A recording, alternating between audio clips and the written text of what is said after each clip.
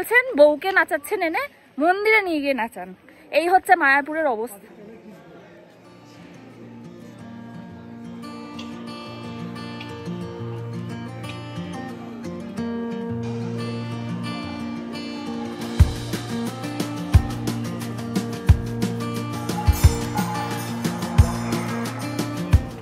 এখন আখের রস খাচ্ছি, বাজছে 10টা 20। মন্দিরে 9টা থেকে 10টা অবধি টাইম ছিল ফটো ভিডিও তোলার। তো যেমনটা সবসময় হয় আমাদের সাথে, না আমাদের দোষ নেই, দোষটা নীলের। ও এসছে 10টা 2-এ, তো অনেক রিকোয়েস্ট করার পরে তারপরে ওকে জাস্ট 2 থেকে 3 মিনিটের জন্য মন্দিরের ভেতরে নিয়ে যাওয়া হয়েছিল ক্যামেরা সমেত। তো গিয়ে ও খুব বেশি ছবি আর ভিডিও নিতে পারেনি খুব স্বাভাবিকভাবেই। এটাই যদি ও 9টার সময় আসতো তাহলে হয়তো হয়ে যেত। তো যাই হোক, কিছু করার ছিল না, যেটুকু আমাদের ভাগ্যে আছে সেটুকুই হলো। তো এখন আমরা ডাবের জল আর আখের রস খাচ্ছি, খেয়ে যাব আর একটু ঘুরে টুরে তারপর এখান থেকে আমরা আজকের জন্য মায়াপুর থেকে রওনা হয়ে কলকাতা যাব।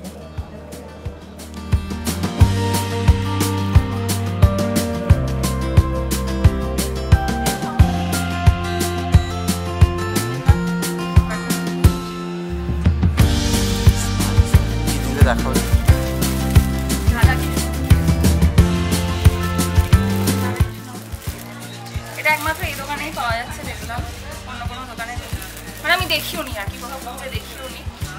যেটা পাচ্ছিলাম বাইরের দোকানগুলোতে সেটা এই টাইপের ছিল, দেখো এই টাইপের পুতুল ছিল, কিন্তু এই ধরনের পুতুল আমি পাইনি। তো এটা এই দোকানটায় দেখতে গেলাম, নিয়ে দিলাম।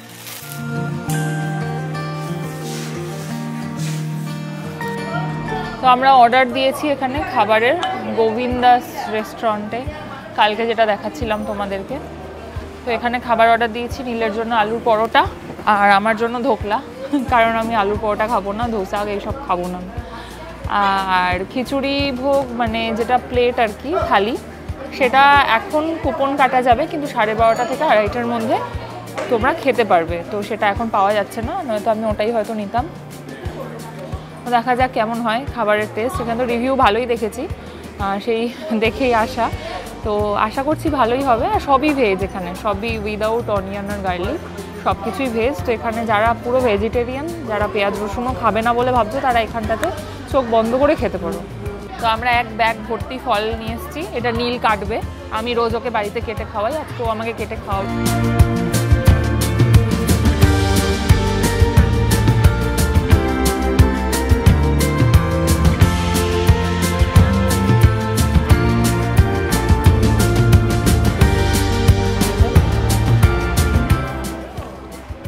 কিছু করার নেই, এটাই খেতে হবে।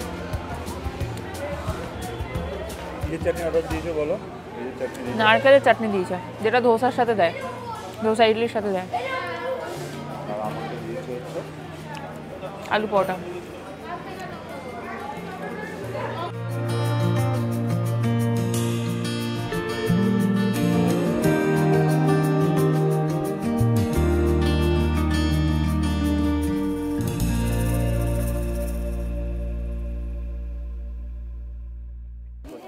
তো এখানে এসেছি দই খেতে, কালকেও এসেছিলাম কিন্তু কালকে দইটা খাওয়া হয়নি, কারণ কালকে লাঞ্চ করে পেট এত ভর্তি হয়ে গিয়েছিল যে একটু দই খাওয়ার জায়গা ছিল না। তো এই দইটা খাওয়ার অনেক ইচ্ছে ছিল, দেখি আজকে খাবো।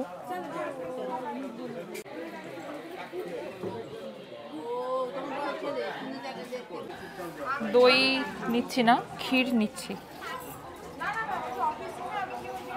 50 টাকা বললো না?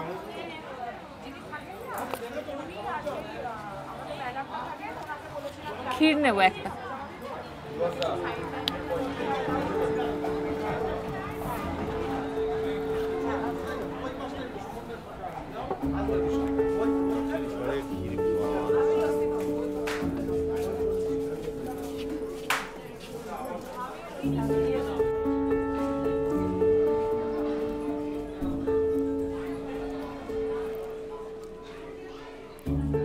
খাঁটি দুধের ক্ষীর, পুরো আলাদাই টেস্ট।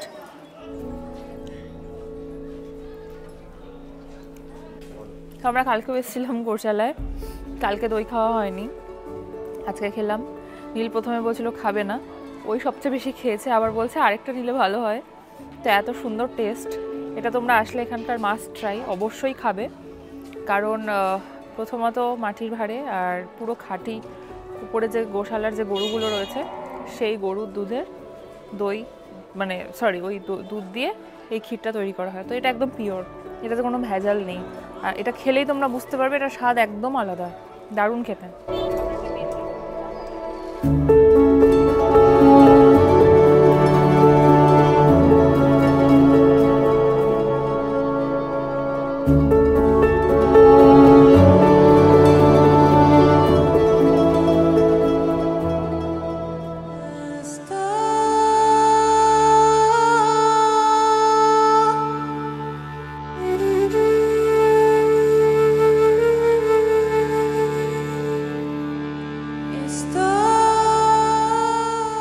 তো এখানে আমরা অনেকক্ষণ থেকে ভিডিও শ্যুট করছিলাম। আজকে সকাল থেকে এই ডান্সের ভিডিও শ্যুট করার জন্য যা যা হয়েছে, যা যা অবস্টাকল হয়েছে, শালীন পোশাক পরে অশালীন আচরণ না করে, ঠিক আছে, একটা ভালো গানে ভিডিও বানাচ্ছিলাম। কোথাও সাইনবোর্ডে লেখা নেই যে এখানে ভিডিও বানানো যাবে না, ঠিক আছে। আর এই হচ্ছে এনার বক্তব্য। উনি বলছেন বউকে নাচাচ্ছেন, এনে মন্দিরে নিয়ে গিয়ে নাচান। এই হচ্ছে মায়াপুরের অবস্থা, ঠিক আছে। এই হচ্ছে মায়াপুরের অবস্থা। সব জায়গায় টাকা, সব জায়গায় ডোনেশন, এছাড়া মন্দির চলে না। সব জায়গায় টাকা, সব জায়গায় ডোনেশন, ঠিক আছে। তো যেটা হলো এখনই আমাদের সাথে, আমি এবার একটু বিস্তারিত বলি। মায়াপুর আসার আমার অনেক দিন থেকে ইচ্ছে ছিল, আর ভেবেছিলাম যে আমাদের রেজিস্ট্রি ম্যারেজের 6 বছর পূর্ণ হচ্ছে, তো সেই দিনটাকে একটু ভগবানের স্থানে পালন করার জন্য আমরা দুজন মিলে সিদ্ধান্ত নিয়েছিলাম। এবং আমরা সেই মতন প্ল্যান করে এসেও ছিলাম মায়াপুরে। প্রথম দিনটা খুব ভালো আমাদের কাটলো, কিন্তু জানি না কেন আজকের দিনে এরকম ঘটনাটা ঘটে গেল। তো আমরা সকাল থেকে, আমরা তো ব্লগিং করি, তোমরা সবাই খুব ভালো করেই জানো। তো সেই পারপাসে বা সেই কারণের জন্য বলা যেতে পারে যে আমাদেরকে আমাদের ক্যামেরা এবং আমাদের জিনিসপত্র, মানে ভিডিও বানানোর জিনিসপত্র আমাদেরকে সর্বোচ্চ ক্যারি করতে হয়। যারা যারা তোমরা ব্লগার তারা অবশ্যই সেটা জানো। তো আমার কাছে যেহেতু আইফোন রয়েছে, নীলের কাছে যেহেতু ক্যামেরার ফুল সেট আপ রয়েছে এবং সেগুলো ভীষণ প্রফেশনাল, তো আমরা চেষ্টা করি দুটোতেই ক্যাপচার করার। কারণ হচ্ছে যে কখন কোনটায় ভালো ক্লিপস, মানে ফুটেজ আসবে, বা কখন কোনটার কোয়ালিটি ভালো চলে আসবে, কোন জিনিসটার, কোন ভিডিওটার, সেটা তো আমরা আগে থেকে বুঝতে পারছি না যতক্ষণ না আমি সেটা, মানে আমার কম্পিউটার বা ল্যাপটপে আমি এডিটের জন্য সেটা ফেলছি প্রজেক্টটা। তো যাই হোক আমি এবার মেন কথায় আসি। তো সেই জন্যই আমরা সকালবেলাতে আমি প্ল্যান করেছিলাম যে সকালবেলাতে একটা ডান্সের ভিডিও আমি বানাবো, এবং সেটা যে বড় মন্দিরটা যেটা নতুন হচ্ছে, এখনও পুরোপুরিভাবে ওপেন হয়নি, সেটাকে ব্যাকগ্রাউন্ডে রেখে। তো যেমন ভাবা তেমনি আমরা কাজ শুরু করি। এবং সকালের দিকটাতে রাস্তা কিছুটা ফাঁকা ছিল বলে আমরা মেন রোডের ওপরে আমরা ভিডিওটা বানানো শুরু করি। তো করতে করতে, মানে মন্দির ক্যাম্পাসেও নয়, বাইরে, তাও অনেকটা, প্রায় মোটামুটি বলা যায় 500 মিটার ডিস্টেন্সে আমি আমার যে নাচের যে গানে আমি রিলটা শ্যুট করব, সেই গানটা আমি চালিয়ে আমি আমার মুভমেন্টগুলো শুরু করি, স্টেপগুলো শুরু করি। তো পাশে একটা স্ন্যাক্সের দোকান ছিল, চাউমিন, রোল, মানে মন্দির ক্যাম্পাসের ভেতরে, বাট মন্দিরের ভেতরে নয়, মেন রোডের উপরে। তো সেই রোলের দোকান থেকে একজন এসে খুব ঝামেলা শুরু করলেন, এখানে ভিডিও করা যাবে না, অন্য কোথাও গিয়ে ভিডিও বানান, এখানে ছবি তুলুন শুধু। তো আমি বললাম যে তাহলে যে মায়াপুরের এত ব্লগ দেখি, এত ভিডিও দেখি, সেইগুলো তাহলে কিভাবে হয়? সেগুলো তো অন্য কোথাও গিয়ে হয় না, মায়াপুরের ইসকনে এসেই তো হচ্ছে। তো উনি আমাদের সাথে তর্ক করতে লাগলেন, কারটা কি হচ্ছে বলতে পারবো না, এখানে অ্যালাউ নেই। তো আমি বললাম কোথায় অ্যালাউ নেই, অ্যালাউ যে নেই সেটা কোথায় লেখা আছে একটু দেখান, আমরা চলে যাব, হতেই পারে আমাদের মিস্টেক। তো উনি কিছু বলতে পারলেন না, উনি চলে গেলেন। তো আমি ভাবলাম যে ঠিক আছে, উনি হয়তো এমনি ভয় দেখানোর জন্য এসেছিলেন। যাই হোক, আমি আবার আমার রিলটা বানানো শুরু করি।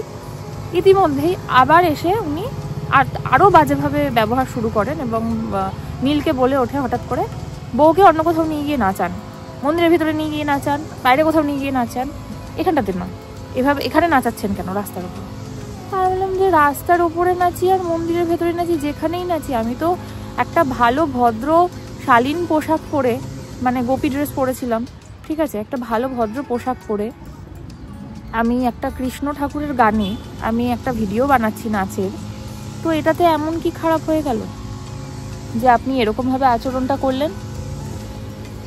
ঠিক আছে, এই বলতে না বলতে আরও একজন সিকিউরিটি পার্সন ওখানে এলেন, উনি ভদ্রভাবেই কথা বলছিলেন, কিন্তু সত্যি আমি আর নিজের রাগ কন্ট্রোল করতে পারিনি এই কথাটা শোনার পরে। তো ওখানে আশেপাশে আরও অনেকগুলো দোকান ছিল জামা কাপড়ের, ওখান থেকে কিছু মহিলা ওরা ঝামেলা দেখে বেরিয়ে এসে ওনারা বলছে এখানে তো সবাই ভিডিও বানায়, মন্দিরের ছোট মন্দিরের সামনে ভিডিও বানায়, বড় মন্দিরের সামনে ভিডিও বানায়, রাস্তার ওপরে ভিডিও বানায়, ঠিক আছে। তো যাই হোক, উনি এটাই বলছিলেন, আমরা যা বুঝলাম যে উনি এটা, যে ভদ্রলোক, সকল ভদ্রলোক যে ব্যবহারটা করেছেন আমাদের সাথে, সেটা ইন্টেনশনালি করেছেন। এবং আরও কিছু কথা আমি বলতে চাই, সেটা হচ্ছে যে মন্দিরের যেখানেই যাচ্ছি, সেটা বড় মন্দির হোক বা মেন মন্দির হোক, মানে এখন বর্তমানে যেখানে পুজো করা হয় সেই মন্দির হোক, গোশালা হোক বা আদার্স যে জায়গাগুলো রয়েছে মন্দিরের প্রিমিসেসের মধ্যেই দর্শনীয়, যেখানেই যাচ্ছি কোনো না কিছু বিক্রির ধান্দা। বই কিনুন, গীতা কিনুন, মালা কিনুন, ফুল কিনুন, ঠিক আছে। হ্যাঁ, তো যেটা বলছিলাম, সব জায়গাতে শুধু ডোনেশন আর ডোনেশন, ঠিক আছে। হয় কিছু কিনতে হবে ওনাদের থেকে, নইলে মানে ওনার সাথে কথা বলতে যেতেও ভয় লাগছে যে মাতাজি এখানে ডোনেশন করুন, ওখানে অত টাকা ডোনেশন করুন। বুঝতে পারছি একটা মন্দির ম্যাক্সিমামটা ডোনেশনের ওপরেই চলে, কিন্তু এটা তো ডোনেশনের নামে ব্যবসা হচ্ছে রীতিমতো, ঠিক আছে। আমরা যখন কালকে বড় মন্দির দর্শন করতে গিয়েছি, ওখানে বলছে একজন 100 কোটি টাকা, একজন বিদেশি 100 কোটি টাকা দান করেছেন। খুব ভালো কথা, উনি 100 কোটি টাকা দান করেছেন, উনি করতেই পারেন, কিন্তু আমাদের কাছে মানে 1 কোটি টাকাটাও অনেক বেশি। আমি হয়তো জীবনে কোনোদিন চোখে দেখতেও পাবো না 1 কোটি টাকাটা, ঠিক আছে। তো মানে ওনার বলার ধরনটা এরকম ছিল যে উনি তো 100 কোটি টাকা দান করেছেন, আপনি 1 স্কোয়ার ফুট দান করুন 12,000 টাকা।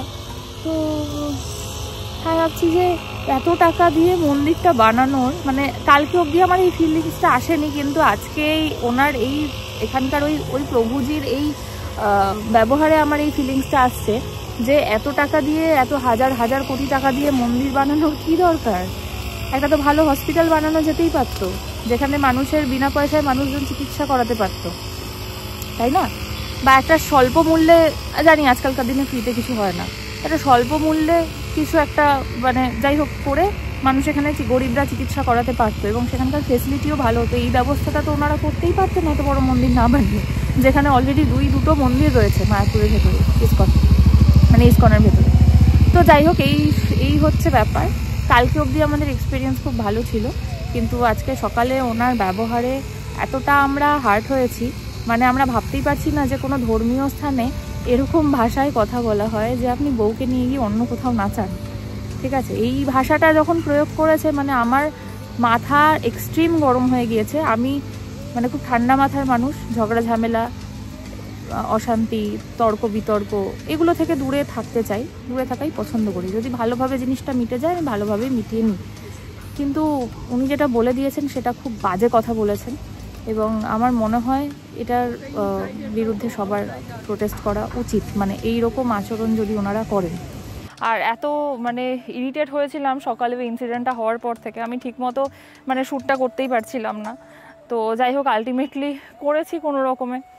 তো জানি না কেমন হবে, তোমরাই দেখে বলো কেমন হয়েছে। তো অলমোস্ট 2টো বাজে, 4টার মধ্যে আমাদেরকে এখান থেকে বেরোতে হবে, গিয়ে রুমে আমরা কিছু চেঞ্জেস মানে এগুলো সব চেঞ্জ করে নর্মাল জামা কাপড় পরবো, আর আমাদের ফ্রেশ হতে হবে একটু, প্লাস আমাদের প্যাকিংও করা বাকি আছে।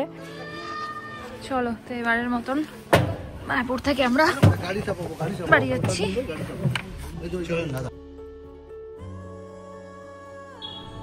এবার আমরা মায়াপুর থেকে ভীষণ বাজে একটা অভিজ্ঞতা নিয়ে ফিরছি। এরকম বাজে অভিজ্ঞতা হবে সেটা হয়তো স্বপ্নেও আমরা কোনোদিন কল্পনা করতে পারিনি, যে এরকম একটা ধর্মীয় স্থানে এসে আমাদেরকে এরকম একটা হিংসার শিকার হতে হবে।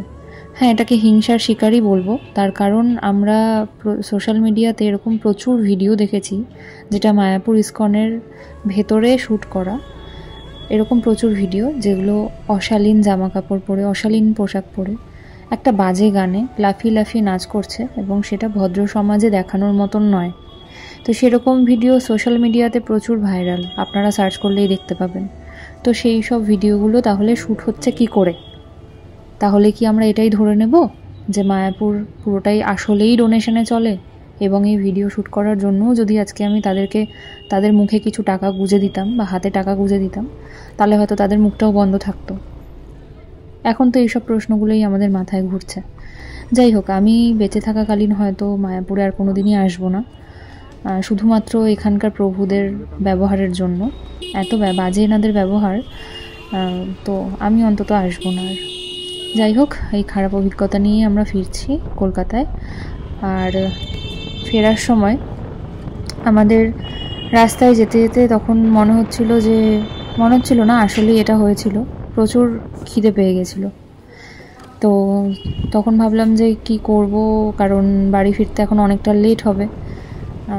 তো একটা জিনিস ভালো হয়েছে, সেটা হচ্ছে যে আমাদের এই কৃষ্ণনগর থেকে কলকাতা ফেরার সময় মাদার্স হাট বলে একটা খুব ভালো রেস্টুরেন্ট আছে, যেটা আমাদের রাস্তার বাঁদিকেই পড়বে। মানে আমরা বাঁদিকের লেন দিয়েই যাচ্ছিলাম এবং বাঁদিকের এই রোডেই পড়বে। তো সেখানে আমরা লাঞ্চটা করে নেব বলে ঠিক করেছিলাম, কারণ বাড়ি ফিরতে যেহেতু অনেকটা লেট হবে এবং তারপরে ইচ্ছে করবে না গিয়ে আবার রান্নাবান্না করে খাই, টায়ার্ড হয়ে থাকবো। তো সেরকমই আমরা প্ল্যান করে সেই মাদার্স হাটের দিকেই আমরা রওনা দিচ্ছিলাম, মানে যাচ্ছিলাম আর কি। আর এখানকার বিশেষত্ব হলো এই রেস্টুরেন্টটা পুরোটাই মহিলাদের দ্বারা পরিচালিত। মহিলারাই রান্না করেন, মহিলারাই খাবার সার্ভ করেন এবং বিলও মহিলারাই করেন। তো পুরো জায়গাটাই মহিলাদের দ্বারা নিয়ন্ত্রিত এবং পরিচালিত। এবং এখানকার খাবারের টেস্ট, খাবারের দাম, খাবারের কোয়ালিটি ভীষণ ভীষণ ভালো।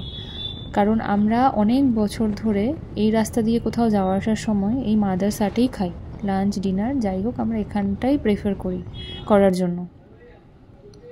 তো সেরকমভাবেই আমরা চলে এসেছিলাম। আর যেহেতু লাঞ্চ টাইম ছিল এবং প্রচুর ভিড় ছিল, দেখতেই পাচ্ছ, প্রচুর গাড়ি বাইক অনেক কিছু রাখা। আর এই জায়গাটায় যখন আমরা প্রথমবার আসি অনেক বছর আগে, প্রায় 4-5 বছর আগে, 5 বছর তো হবেই, তো তখন জায়গাটা বসার এরিয়া খুব ছোট, মানে খুব কম এরিয়া নিয়েছিল। তো যত দিন যাচ্ছে তত লোক সংখ্যা, কাস্টমারের সংখ্যাও এনাদের বাড়ছে, ওই জন্য বসার জায়গাটাও এনারা প্রচুর এক্সটেন্ড করেছেন।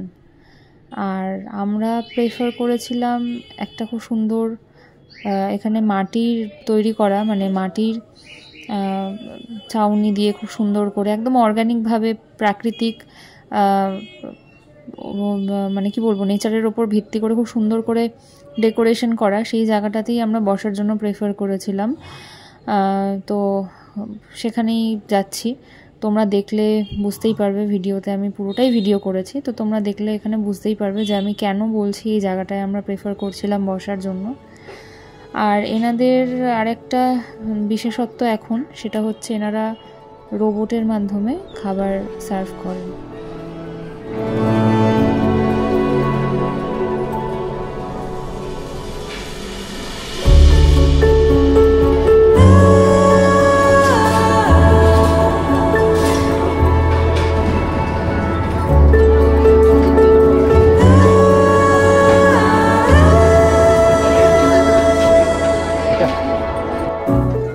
তো আমরা মাদার্স হাটে এসেছি।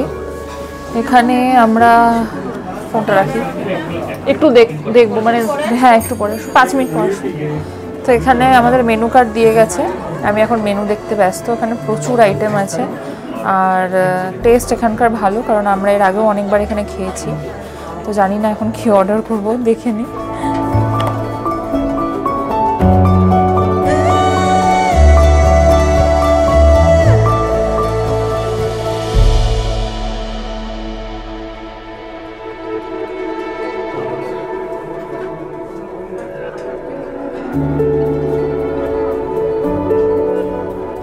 দেখো, আগের মেনুগুলো তো আমার খুব একটা মুখস্থ নেই, ওই জন্য বুঝতে পারছি না কি কি অ্যাড করেছে, কিন্তু মেনু কার্ডটা দেখেই বোঝা যাচ্ছে, কারণ এত কিছু আইটেম এর আগে আমি দেখিনি। মেনু কার্ডটাও নতুন ওরা করেছে, এই মেনু কার্ডটা। তো অনেক কিছু আছে, জিভে জল আসছে। ইলিশ মাছ, কালো জিরে বেগুন দিয়ে ঝোল, 200 ও না, ইলিশের মাথা দিয়ে কচুর শাক। আচ্ছা, কাতলার দম ঝোল, দম পোক্ত, সর্ষে বাটা। আচ্ছা, কাতলা মাছের এই 3টে আইটেম আছে। পাবদা মাছের তেল ঝাল আছে, তেল বড়ির ঝোল আছে, সর্ষে বাটা আছে। 3টেরই প্রাইস এখানে দেওয়া আছে, মানে পাবদার সেগমেন্ট দেওয়া আছে, কাতলার সেগমেন্ট দেওয়া আছে, ইলিশের সেগমেন্ট দেওয়া আছে। ওটা পাবদার আবার টমেটো ঝাল, লঙ্কার আচার, বাবা এত কিছু দিয়ে আছে। যাই হোক, খুব ভালো লাগলো দেখে। পমফ্রেট আছে, ভেটকি আছে, চিতল মাছ আছে, চিংড়ি আছে, অনেক কিছু আছে। খাবে Champaran mutton? Pressure cooker mutton পাওয়া যায়, জিরা মরিচ মাংস ভুনা, মানে মটন সব বাংলাদেশি রান্না। চম্পারণ মটনটা বিহারের। সিলান্ত্র চিকেন, বাবারে কত কিছু নতুন নতুন জিনিস।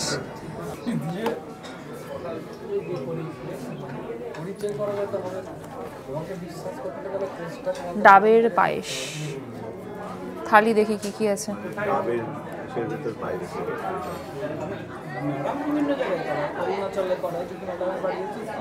পদ্ম পাতায় ভোজ,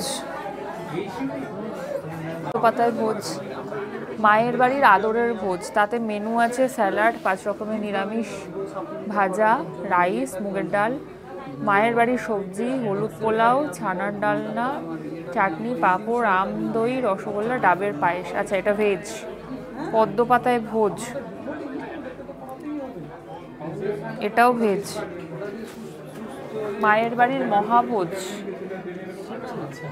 রাইস, মুগের ডাল, ঝুরি আলু ভাজা, মায়ের বাড়ির সবজি, ছানার ডালনা, স্যালাড, চাটনি, পাঁপড়, দই, সন্দেশ, সেটাও ভেজ।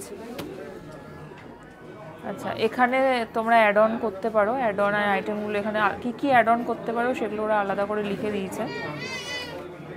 এগুলোতেও সেম, ঠিক আছে, এগুলোতেও সেম।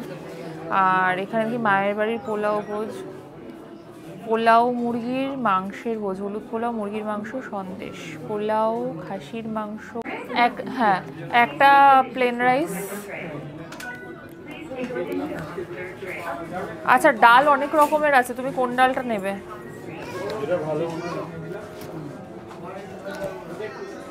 কোথায় গেল ডালগুলো? যা, 1 মিনিট। হ্যাঁ, একটা চম্পারণ মটন হবে।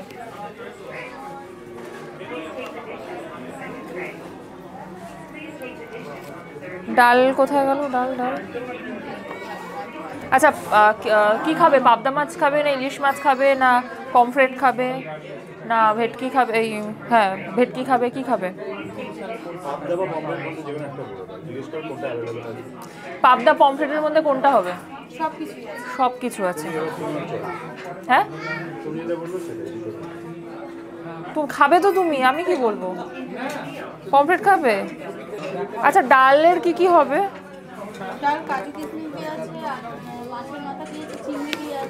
খুঁজে পাচ্ছি না, কোথায় গেল?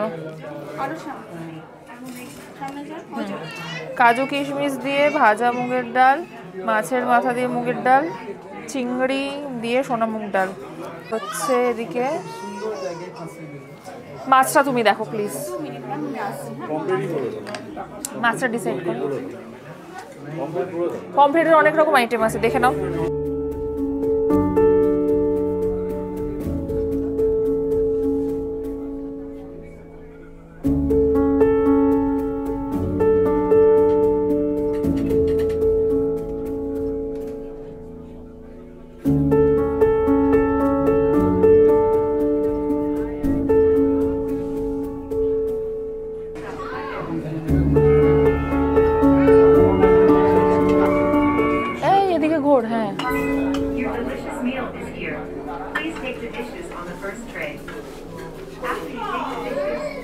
একটু ঘোরানো যাবে? ছবি তুলবো, এটাকে ঘোরানো যাবে একটু?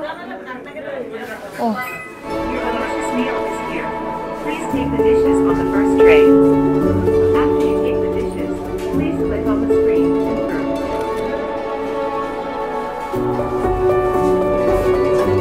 হ্যাঁ, ছবি নিই।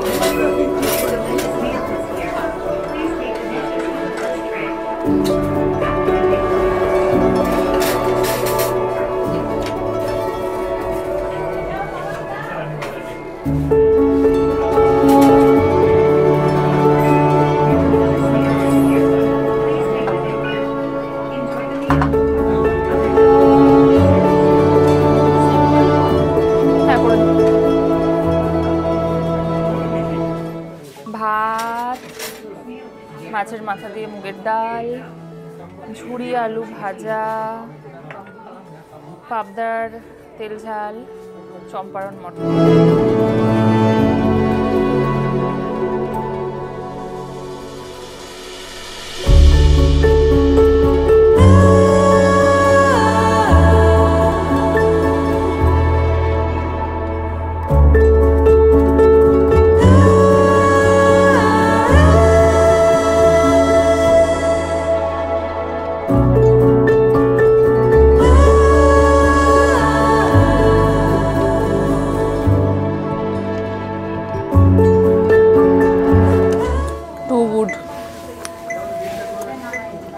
খুব ভালো টেস্ট, চেটে পুচে সার্ভ করে দিয়েছি, আর কিছু বাকি নেই, দেখতেই পাচ্ছ। আর খাবার খুব তাড়াতাড়ি সার্ভ করেছে এবার, মানে অর্ডার করা 10 মিনিটের মধ্যে আমরা খাবার পেয়ে গেছি।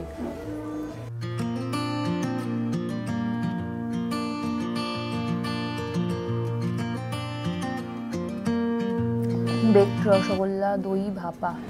ওটা কি নর্মাল দই না আম দই? মানে মিষ্টি দই কি? হ্যাঁ মিষ্টি হবে। তাহলে একটা ওই ভাপা দই দিন। দই ভাপা, হ্যাঁ। একটা। আর কিছু? ভাতটা কি সুন্দর দেখতে না? বাড়ি নিয়ে যাই এটাকে, ইচ্ছা করছে বাড়ি নিয়ে যেতে, ভালো দেখতে, গাছ লাগানো যাবে। আমরা এখন বাড়ির উদ্দেশ্যে রওনা দেব। যাওয়ার সময় প্ল্যান হলো, হ্যাঁ থ্যাংক ইউ বিল। তো যাওয়ার সময় প্ল্যান হলো দেবাশিসদার বাড়িতে যাব দেখা করতে, যেহেতু ওদের বাড়ির ওপর দিয়ে আমরা বাড়ি ফিরবো। তো যাই হোক, চলো, অনেক খেয়ে নিয়েছি, আর লাস্টের এটা খুব ভালো খেয়েছি। ভাতটা নেওয়ার ইচ্ছা ছিল, কিন্তু আমি এখানেই রেখে যাচ্ছি, কারণ স্কুটি করে যাবো, নিতে পারবো না। না না না, দরকার নেই, আমি নিয়ে যেতে পারবো না, আমাকে ধরে ফালতু বসতে হবে। নিজেদের পেটে তো খাবার দিয়ে দিলাম, কিন্তু এবার স্কুটির পেটে যে খাবার দিতে হবে সেটাও একটা ব্যাপার, নইলে বাড়ি পৌঁছতে পারবো না।